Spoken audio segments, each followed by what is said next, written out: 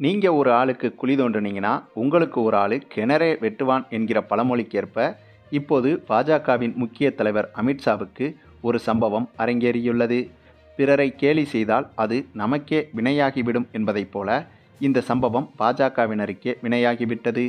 அதாவது, அண்மையில் ஜம்மு காஷ்மீர் தேர்தல் பிரச்சார பொதுக்கூட்டத்தில் மயங்கி விழுந்த காங்கிரஸ் தலைவர் மல்லிகார்ஜுன் கார்கே மயக்கத்திலிருந்து தெளிந்த பிறகு இவர் பேசியபோது, பிரதமர் மோடியை ஆட்சியிலிருந்து அகற்றும் வரை தான் சாக மாட்டேன் என கூறியிருந்தார்.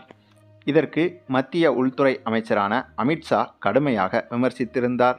ஆமாங்க, ஜம்மு காஷ்மீரின் கத்துவா மாவட்டத்தில் காங்கிரஸ் தலைவர் மல்லிகார்ஜுன் கார்கே தேர்தல் பிரச்சாரத்தில் ஈடுபட்டிருந்தார். அப்போது பொதுக்கூட்டம் ஒன்றில் பேசிக் கொண்டிருந்த போது இவர் மயங்கி விழுந்த சம்பவம் பெரும் பரபரப்பை ஏற்படுத்தியிருந்தது. மயங்கி விழயிருந்த காங்கிரஸ் தலைவரை மேடையில் இருந்தவர்கள் தாங்கியும் பிடித்தனர்.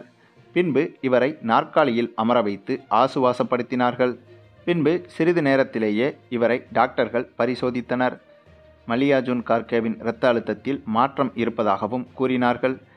கொஞ்ச நேரத்திலேயே மேடையில் மீண்டும் பேச வந்துவிட்டார் மல்லிகார்ஜுன் கார்கே. நான் அவ்வளவு சீக்கிரம் சாகப்போவதில்லை என்றும், பிரதமர் நரேந்திர மோடியை ஆட்சியிலிருந்து அகற்றும் வரை நான் உயிருடன் தான் இருப்பேன் என்றும் கூறியிருந்தார்.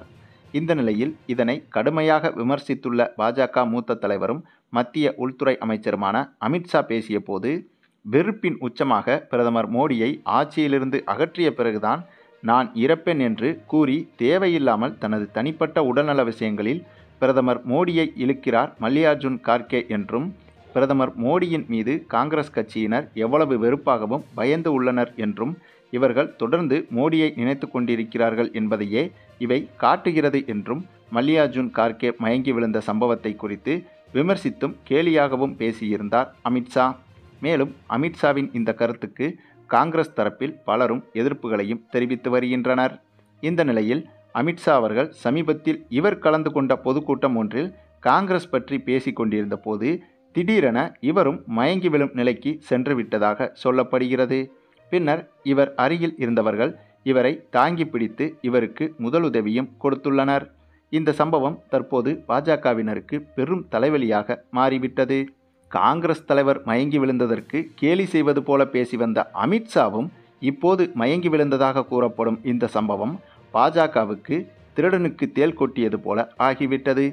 பிறர் ஒருவரை நாம் இழிவாக பேசினால் அது நமக்கே திரும்பி வரும் என்பதற்கு இதுவே உதாரணம் என்றும் அரசியல் தலைவர்கள் பலரும் பாஜகவுக்கு எதிராக இப்படி கருத்துக்களை பதிவிட்டு வருகின்றனர்.